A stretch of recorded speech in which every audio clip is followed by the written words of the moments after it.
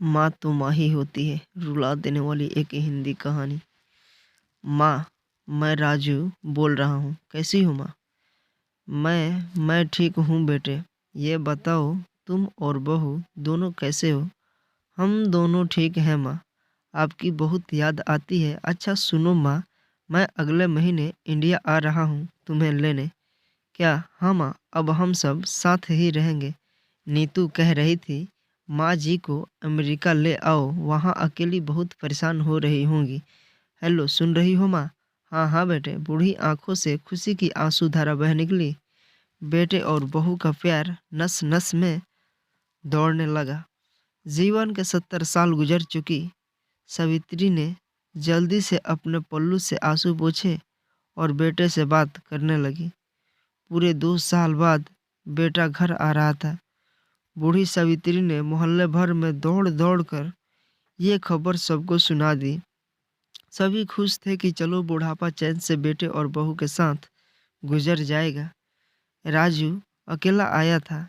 उसने कहा कि माँ, हमें जल्द ही वापस जाना है, इसलिए जो भी रुपया पैसा किसी से लेना है वो लेकर रख लो, और तब तक मैं किसी प्रॉपर्टी डीलर से मकान की बात करता हूँ। मकान? माँ ने पूछा। हाँ माँ, अब ये मकान बेचना पड़ेगा, वरना कौन इसकी देखभाल करेगा? हम सब तो अब अमेरिका में ही रहेंगे। बूढ़ी आंखों ने मकान के कोने कोने को ऐसे निहारा जैसे किसी अबोध बच्चे को सहला रही हूँ।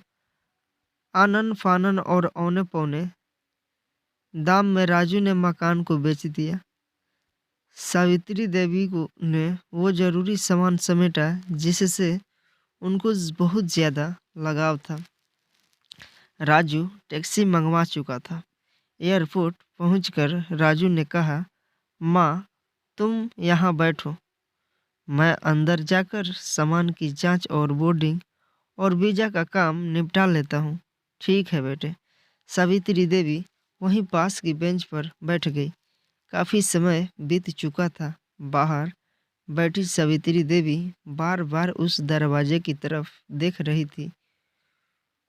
उसमें राजू गया था, लेकिन अभी तक बाहर नहीं आया।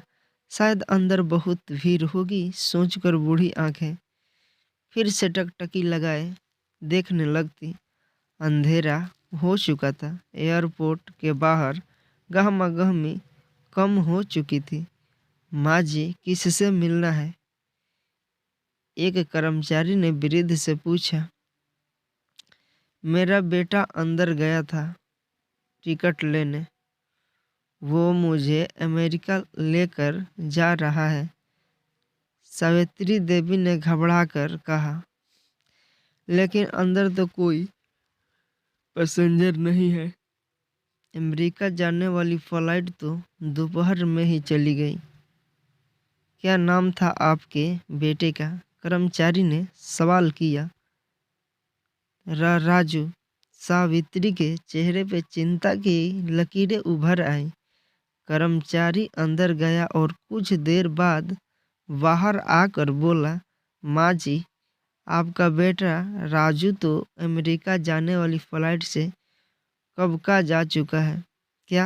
हाँ। वृद्ध की आंखों से आंसुओं का सैलाब फूट पड़ा। बूढ़ी माँ का रोम रोम कांप उठा। किसी तरह वापस घर पहुंची, जो अब बिक चुका था। रात में घर के बाहर चबूतरे पर ही सो गई। सुबह हुई तो दयालु मकान मालिक ने एक कमरा रहने को दे दिया।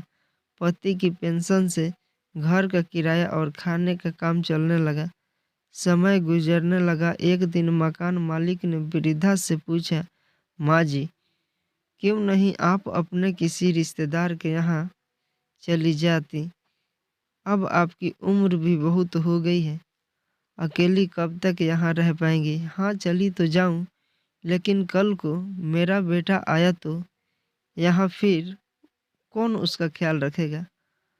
आंख से आंसू आने लग गए। दोस्तों, विनती, माँ बाप का दिल कभी मत दुखाना। शिक्षा, माँ तो माँ ही होती है।